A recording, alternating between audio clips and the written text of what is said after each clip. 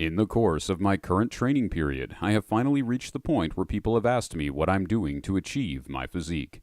Of course, this was also true with my more Space Marine look back at 230 pounds, which was at the beginning of this cut.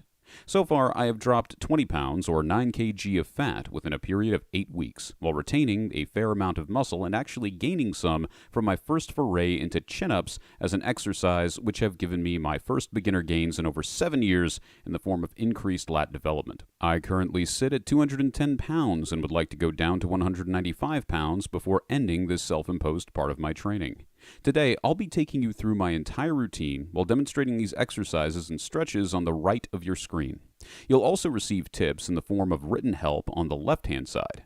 This will include the name of the exercise, safety tips, and form guidance.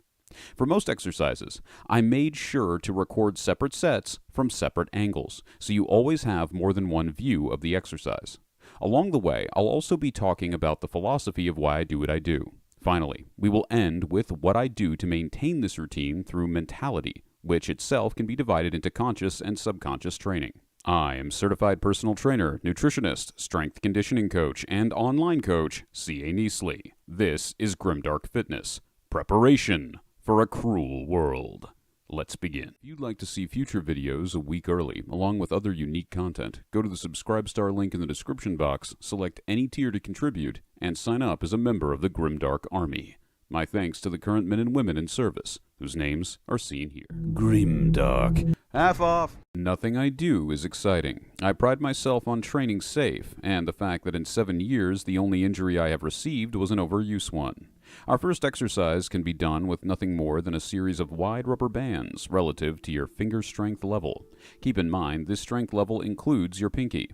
Currently, I am up to using 5 restrictive bands. You are to make sure the lower section of the thumb and the middle section of the fingers are where the band lies. The purpose of this exercise, along with the entire routine of training like a Bronze Age bodybuilder, is muscle control. You are to very slowly work against the bands by moving the fingers outward, then control the motion coming back in.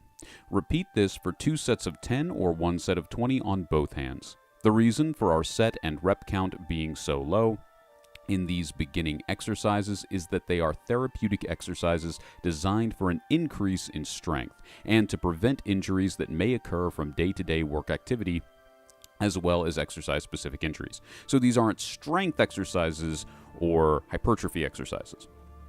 These are injury prevention exercises, which also increase strength, but the stated purpose is injury prevention. So like a warm-up before your stretching routine. In fact, that would be a good term for our therapeutic exercises as we open the routine. Now, keeping the bands in the same placement as our previous exercise, you are to take your top middle finger and bring the top of the rubber bands under the bottom of your palm. The end result should be your middle finger in the center of a knot. This further restricts movement for our next exercise. Simply point with your pointer finger by moving against tension of the bands. Moving against the tension of the bands. Once again, you can do this for 1 set of 20 or 2 sets of 10. Now we move to the middle finger. Pretend you work a service industry job and someone has cut you off in traffic. Not only are you going to a place where you are sure to be abused as a worker, but this man has disrespected you. You don't have time to get out of your car, so you use all the rage you have for the current state of your life to flip him off. This can be done for 1 set of 20 or 2 sets of 10. Again, with both the pointer and middle finger exercise, control coming back. Control coming back. And of course, the harder it is, the better it's going to be for you, but you don't want to push yourself too much. If you feel pain from it, move down to 4 rubber bands, 3 rubber bands. Band work does work, just often, it takes more resistance. The wrist curl should be done with light weight, but the real key here is using the back of a chair or the body of a desk to stop you from being able to recruit any forearm or shoulder muscles. This makes the exercise dramatically harder as solely wrist strength is being used. This exercise is the wrist flexor, which will help prevent the highly underrated tennis elbow overuse injury. You may laugh at the name, but you won't be laughing when you go to lift something and the center of your arm is no longer supporting any part of the weight. Be sure to go slow and deep on your way down to increase muscle control. This exercise can be done for 1 set of 20 or 2 sets of 10. Now, doing the same motion with the wrist turned to a 90-degree angle, we have the wrist hammer curl. Like the previous motion, this one also uses slowed movement when going down to increase muscle control. This can be done for one set of 20 or 2 sets of 10. Obviously, both the hammer and wrist curls should be done for both sides of the body. Now we come to the very clown-like exercise, but one that is very rewarding, the twist. It uses the lightest amount of weight possible, using only a piece of rubber, a broom handle, and a 2-pound dumbbell. However, it is both the motion and speed at which it is done that gives the movement its effectiveness. Using maximum wrist motion, meaning flexing the wrists as far as they will go as you twist up and down, as fast as possible, you merely need to bring the 2-pound dumbbell to you, then reverse the process. One set of twists down, followed by one set of twists up, qualifies as one set. You will repeat this for 5 sets, which by the end should cause a distinct burning feeling in the wrists and forearms.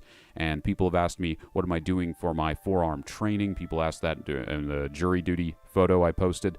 This would probably be the key exercise, which is just this clown-like acrobatics of the wrist, which just hurt like hell.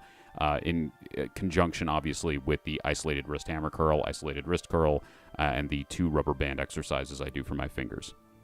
Moving on to our stretching. As we have now finished with the morning's warm-up and the blood is pumping, it's time to stretch out the body once again to further prevent injury. Our first stretch is a simple movement. With the feet shoulder-width apart, look forward, keeping the head still. Then collapse your hands behind your back and try to pull your fingers apart while keeping the hands together. Holding this position for 30 to 45 seconds should create a relative tension release necessary in the shoulders. Repeat this 3 times with 30 seconds of rest in between. Next, we have a simple classic tricep stretch. Simply take your desired arm across your upper chest while using the opposite arm's inner elbow to hold it in place for a count of 30 to 45 seconds. Repeat this 3 times on both sides of the body with a rest of 30 seconds in between. Another key stretch for preventing tennis elbow is the wrist flexor stretch, which is simply done by pushing the palm down, hand downward, holding the position for 30 to 45 seconds, repeating this 3 times on both sides of the body with a 30-second rest in between. Now, once again, to prevent injury, we have the wrist rotator stretch. This helps prevent oversupination of the wrist and thumbs. Take the desired hand. You're going to twist, pushing the thumb outward and palm upwards as far as possible without feeling pain. You should feel the stretch, but you shouldn't feel pain. Hold this position for 30 to 45 seconds. Repeat this 3 times on both sides of the body with a 30-second rest in between. Our final stretch of the day, and the last movement in my morning routine, is that of the thigh and ankle stretch. This movement is one you will be very familiar with if you ever took dance class as a kid. Take your desired leg and try to bring the heel up to your glutes. Afterwards, keep the heel there with the arm on your same side. For balance, bring the opposite arm out in front of you, from which you should be able to feel a stabilizing in your body, a stabilizing feeling in your body.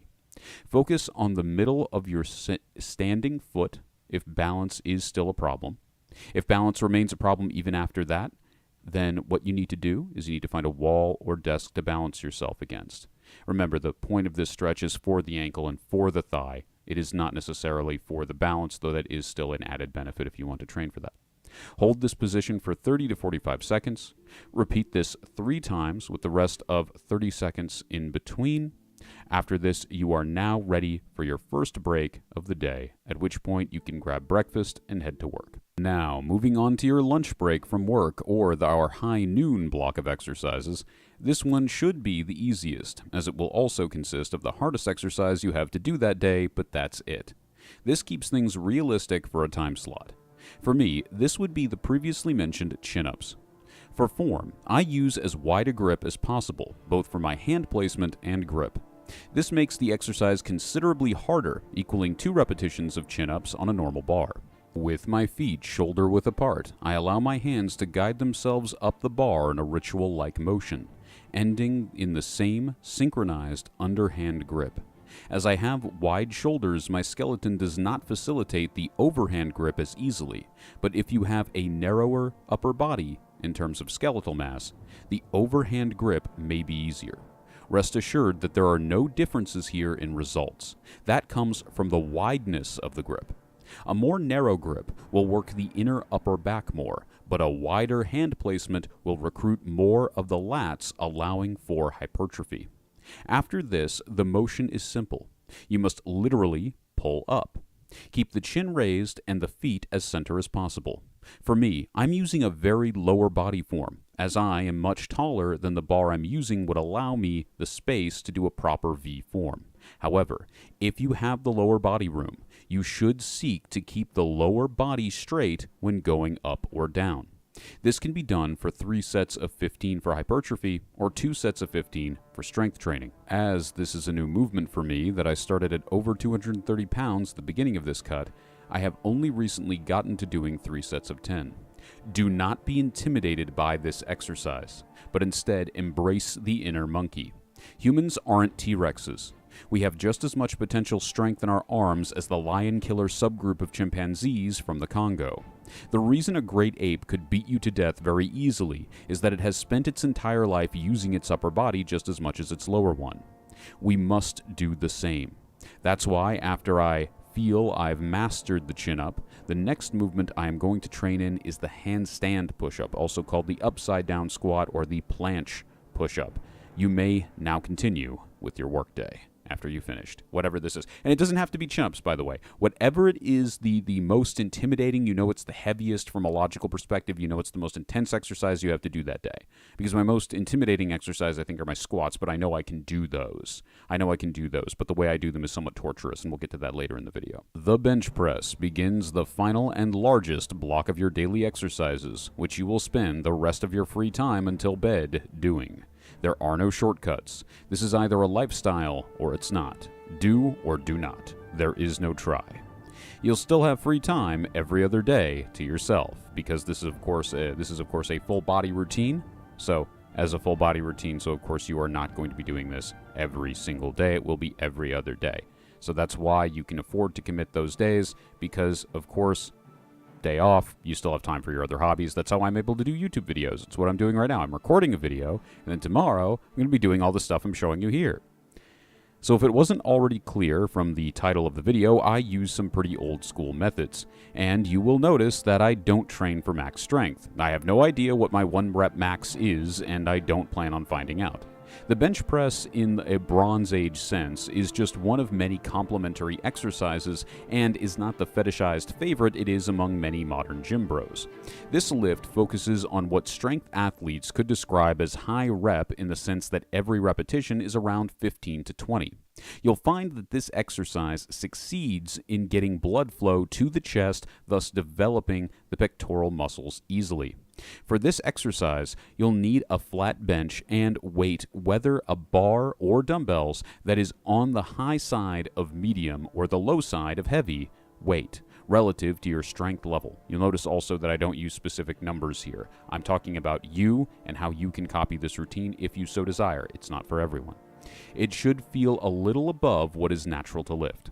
From here, take the weight one at a time up to your thighs while sitting back before leaning back if you're using dumbbells, or lay down first and grab your weight from the overhead rack if you're using obviously a barbell. Push the weight up in as straight and even a line as possible relative to your lower chest. Contrary to our muscle control exercises, and using a method of weightlifting also used by silver-era athletes such as Steve Reeves and later Bruce Lee, I seek to get through these repetitions as fast as possible to add a cardiovascular benefit to the otherwise heavily isolated in muscle group movement. Repeat this exercise for 3 sets of 15 for hypertrophy or 2 sets of 20 for strength. You may increase weight if you so choose if it allows you to progress in a specific area, but it is not necessary. Now we come to our 90-degree rows, which you could also call a bench pull or a reverse bench press. One of the reasons you should be responsible with the weight you use when doing the bench press is that in my dojo, you better be able to pull anything you can push and vice versa. You'll find this philosophy helps with posture, which people who overtrain their chests complain about, similar to a woman with large breasts. As you can imagine, the weight should be under your flat bench with you facing down. Pull the weight up and slightly to the side, just slightly, to get more range of motion so it doesn't bump into the bench. On the pull, don't worry about not being able to go down to the point of locking joints, as this is not where the range of motion is important regardless. So that range of motion, of course, is going to come from your pull up.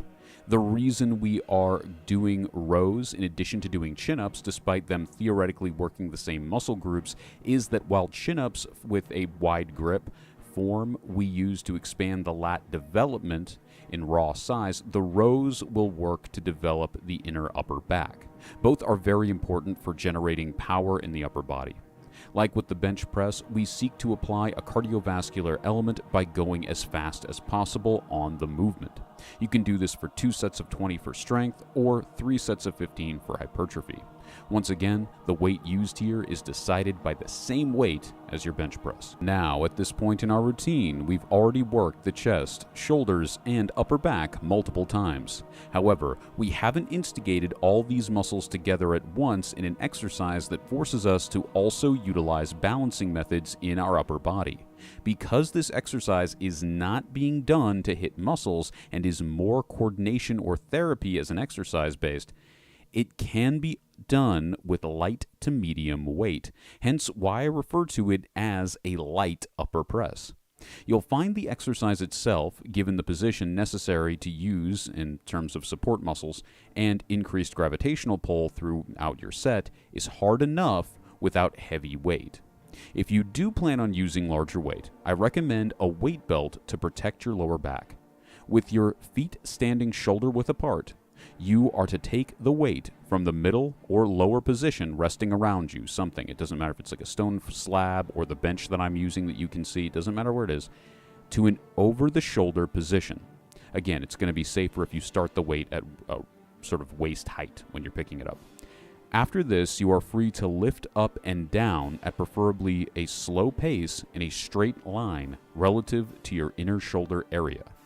You can do this for 2 sets of 10 for balance or 2 sets of 15 for strength. Rotating tandem robot curls might seem like an exercise we're doing for biceps at first glance, but I have a surprise. Much like our upper press, this is actually a balance plus therapy exercise for our wrist rotators and muscle control over the arms.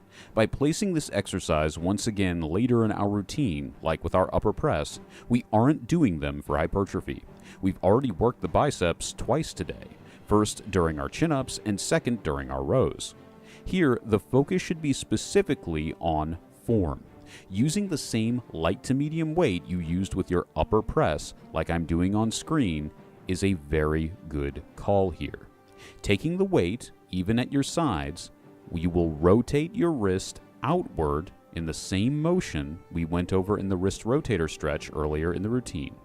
As you curl the weight up, the palm should come up without the hands tilting down. Again, avoid the hands tilting down. If the hand does tilt down, it's a sign you're using too much weight and should lower it. This exercise can be done for 2 sets of 10 for balance or 2 sets of 15 for strength. Personally, I do 2 sets of 12 as a handshake between the two methods. Now, these next exercises are what I have to thank for my oblique definition as well as any ab definition you see on my body. The thing that makes the alternating standing leg raises special is a little thing called core stabilization. Once again, a great exercise for balance. By using one leg at a time, it forces far more extreme use of the core in the form of an isometric hold one would also associate with hollow body training or core-focused bar training. This activates the ab muscles far more, as for many they can be hard to target. Not to mention, the motion we're about to go over targets the lower abs, which many view as the hardest muscle group to target along with the middle and upper abdominal group. Take the feet slightly more than shoulder width apart with a straight back, keeping the head forward. Keep the hands at your side in any position you feel allows you to maintain maximum balance. Raise the knee to your chest without touching it as high as it will go and lower it at a moderate pace. This exercise can be repeated for 2 sets of 20 for strength or 3 sets of 20 for hypertrophy. Our next exercise is always the most intimidating for me and always done at the end of my routine as a precursor to my weighted cardio. The reason for this intimidation is that I keep the heavy weighted vest I have attached on until I am finished with all sets in the exercise. I do not allow myself to sit down, staying in a state of perpetual motion. I am allowed to pace back and forth or go into squat position to prepare myself for the exercise. That exercise, of course, is the weighted squat, done, like the philosophy of most of our exercises, for reps. If you're familiar with martial arts concepts, go into horse stance. If not, take the feet a bit wider than shoulder width apart, and, guiding with your butt first, go down until you feel yourself struggling with the movement. One end goal for this movement, which will imply some degree of mastery, is when you can go down into a near sitting squat position in your form. But for now, simply do the range of motion that feels safe for you. The weighted vest allows me to evenly distribute across my front and back what is altogether high weight relative to my strength. This exercise can be done for 2 sets of 15 for strength or 3 sets of 15 for hypertrophy. Now, of course, all of this is done on my full body days. But what about my days off? Well, it pays to have a relaxing hobby, like painting minis, for example. However, most tend to be pretty expensive. That's where today's sponsor comes in. Ronin Craft is an independent 3D model printing service with an excellent customer review score on Etsy. The owner is a fitness fanatic himself, and in addition to sci-fi and fantasy, also sells cool muscular Poke Bros, which I have a Bulbasaur of because it is the master race. With Ronin Craft, you can be sure you'll get quality that surpasses any master. Now, of course, when it comes to the results you've seen on screen, it really comes down to your diet and daily cardio level.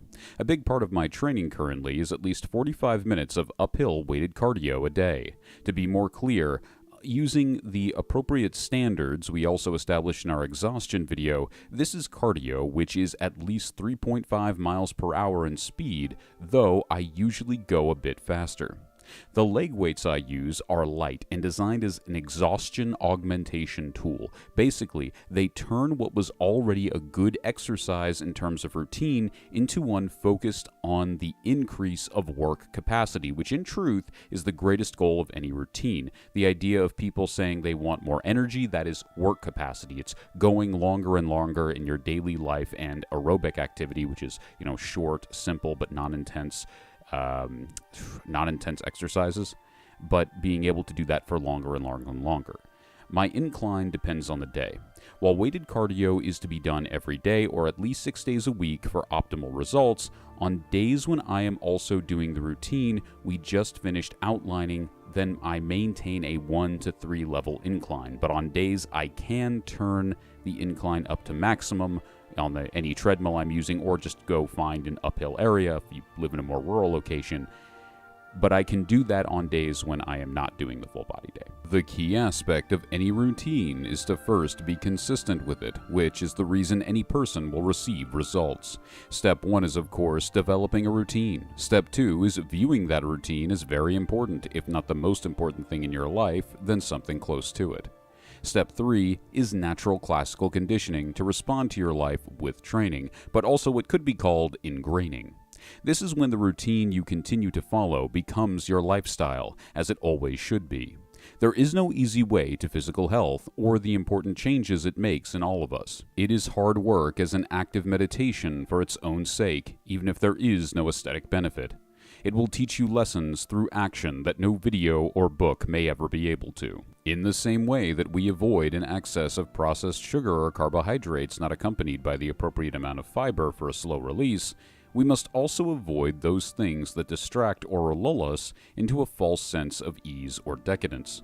Prime examples include pornography, video game addiction, and poorly written stories featuring protagonists that could qualify as a Mary Sue. In regards to pornography, I have had donators who shall remain nameless who have asked me for help in this area of their lives. I will repeat for you all here what I said to him. In my opinion, the first step is to fully acknowledge the sexual instinct. The problem with most approaches is that they do not acknowledge it and effectively ask you to pretend it doesn't exist. What is this instinct looking for at the end of the sexual behavior?